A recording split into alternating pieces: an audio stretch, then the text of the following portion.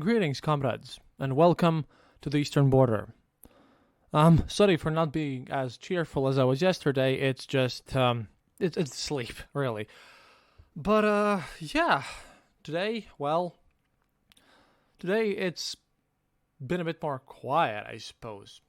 Only because the Ukrainians haven't really experienced much of a resistance, at least according to official data.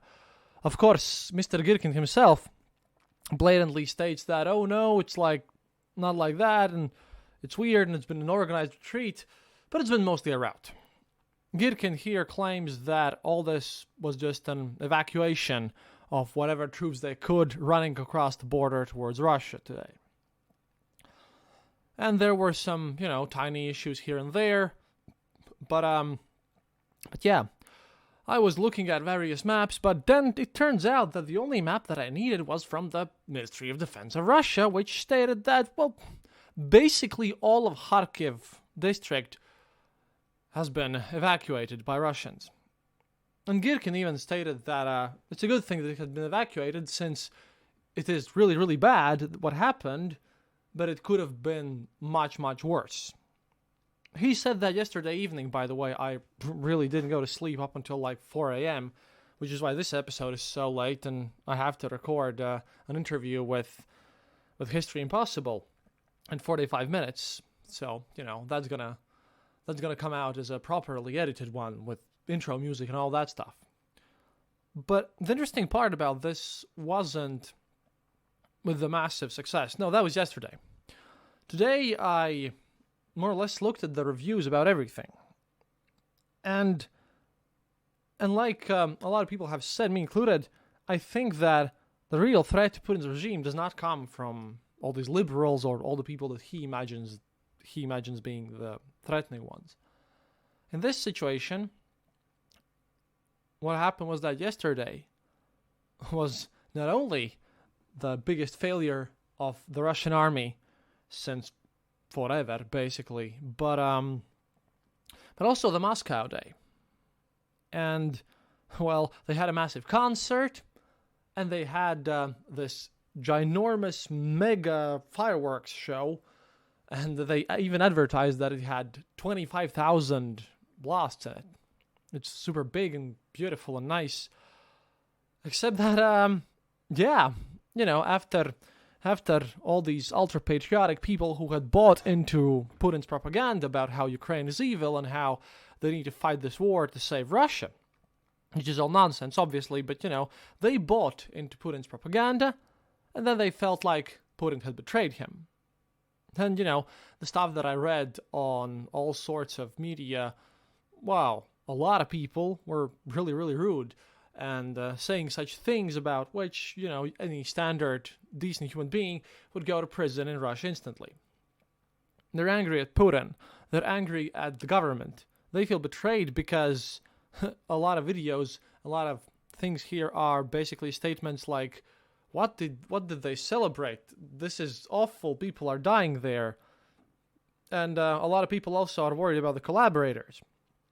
Because they think they're the good guys, and now they're getting into trouble and all that stuff.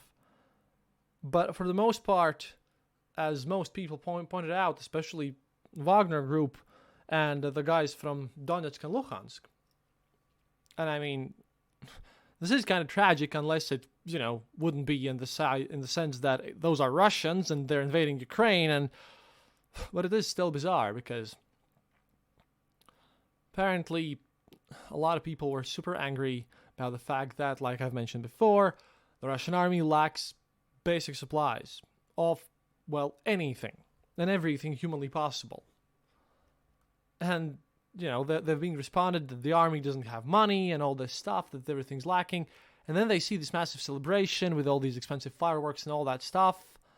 And for a long time, there were no comments by the official figures. And when they came out, that was an extra kick because, for example, the only thing Sergei Shoigu, the Minister of Defense, stated today publicly was that congratulations on the International Tank Drivers Day. No, I'm not kidding. That's literally his only statement. He hasn't said anything about all the situation. And then the official ministry statement was that, no, we didn't run away. This was a planned retreat. Yes, we were doing this on purpose, absolutely.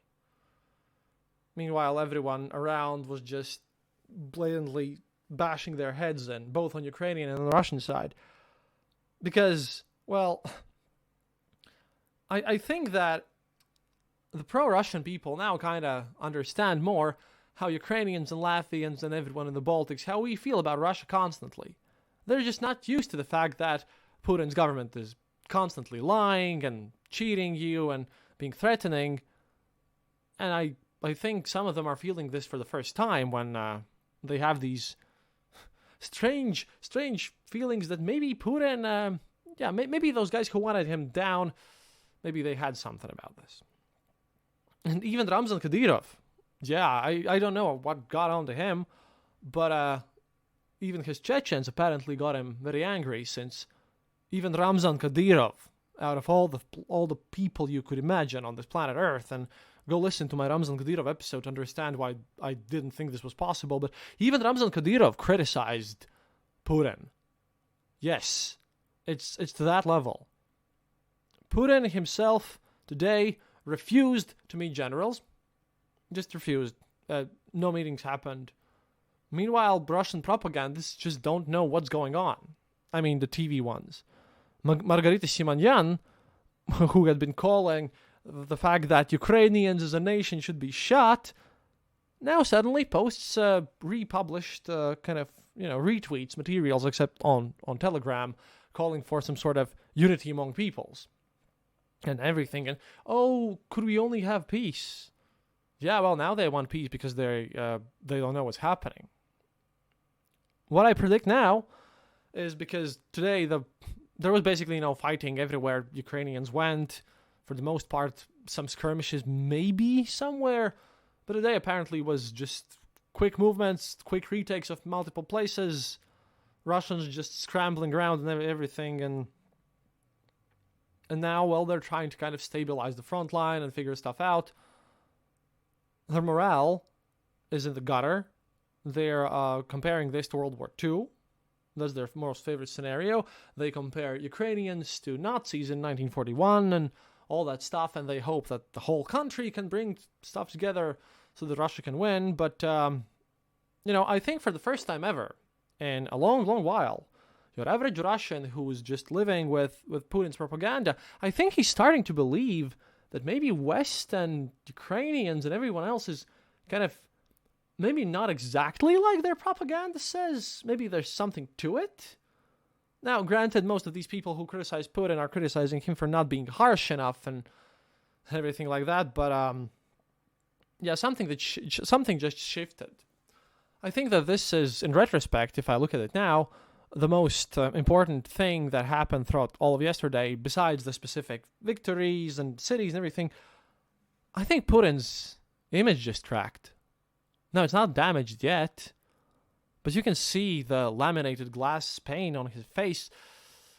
Someone just smacked it with a mallet. I don't think he has a solution to this. Mobilization is too late, and, I spoke to some people, and turns out that no one's allowing Putin to even think about using nukes, because they very firmly understand, both through private conversations with NATO partners and everything else, that would mean just their death, and no one's that insane. I mean, randomly using nuclear weapons was by one of the reasons why Khrushchev was pushed aside, so that kind of calms me down. But those are the army guys. The use of strategic weapons, nuclear weapons, have been touted around in Telegram channels all the time, constantly. And but all this has gone a bit strangely differently, because yesterday in the evening, the guys in Telegram stated that, oh no, we have spotted Ukrainian group that had entered Russian territory, stole some military vehicles and left. And that was funny. Everything that I've seen today is absolutely mind-boggling for me. I don't know what Putin will do, because I haven't seen Putin be like this ever. And even though there are some attempts, by some very few people on channels to say that no, okay, our government screwed up and it's Ukrainians are winning, but we must support Putin at any cost. And then, yeah, pro-Russian people are just telling him to shut off.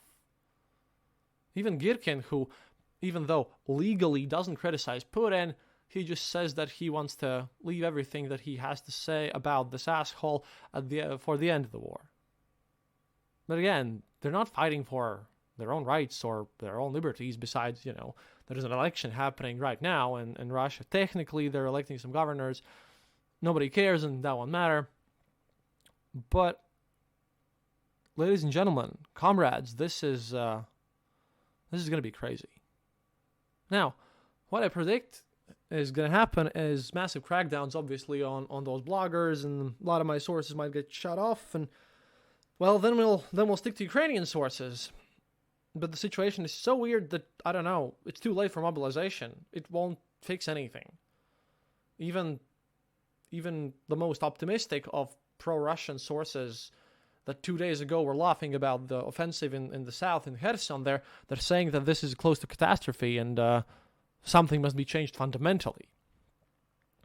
It's in a way... Yeah, it's kind of like this cracking sound, and I'm stunned as well. And again, haven't slept much, have been just working all the time. But I think that, as weird as it may seem, for some of those people, like I said before, this is maybe the first sign that the image of that they've seen in their propaganda of Putin and of everything, that it might actually be wrong. And yeah, and in some channels which were super optimistic, they also praised Girkin.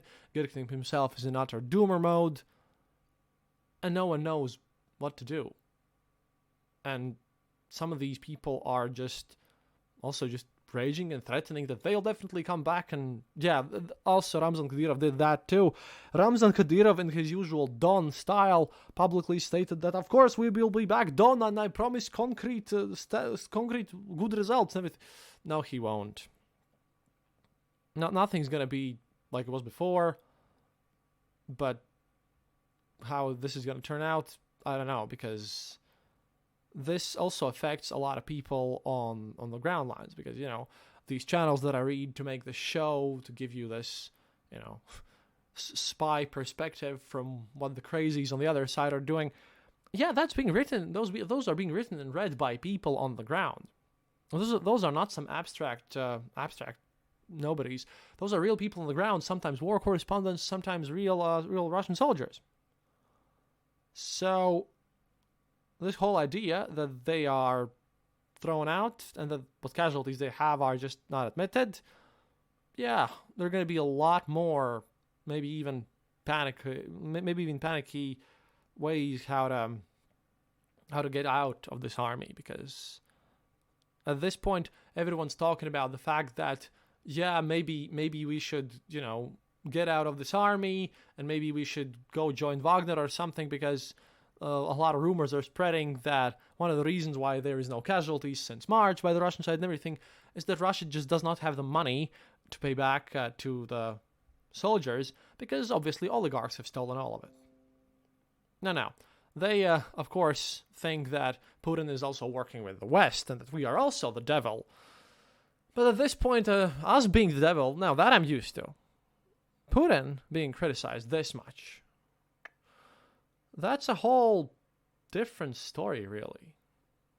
There's also this uncertainty in the air, and people are just really scrambling.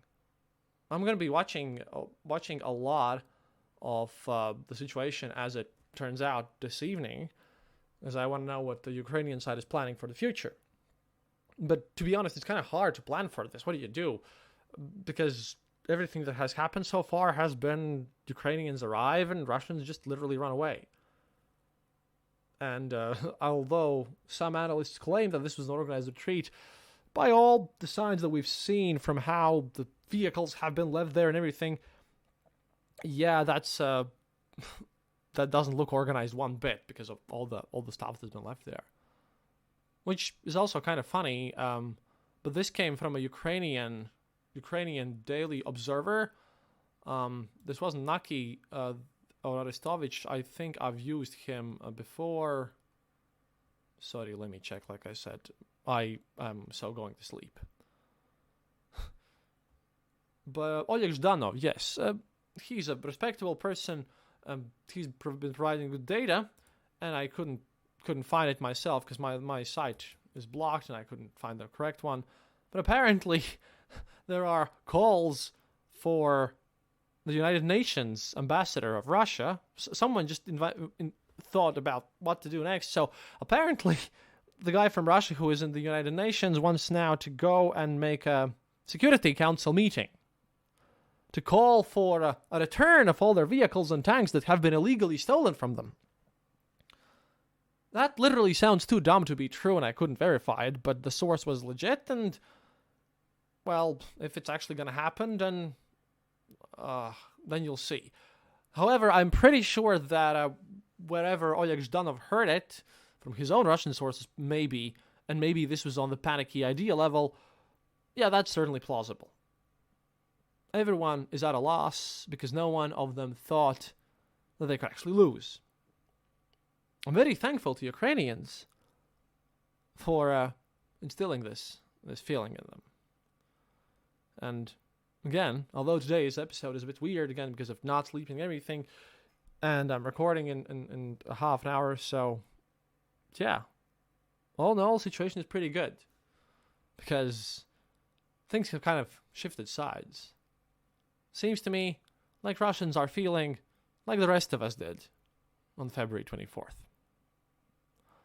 That's it for today. До свидания, товарищи, and thanks to you, all you listeners of mine. And if you want to check the daily updates, they're on Twitter, normally, except today, because today I was calling people and doing some active work. But yeah, soon, very soon, I'm going to publish this interview that we're doing with Alexander in about an hour or so. It's going to be fully edited. And of course, news updates coming. I hope that all news will be as pleasant for me and, actually nice, although it takes a lot of effort and work to make them, but still, as they were today. До свидания, товарищи. And remember, happiness is mandatory.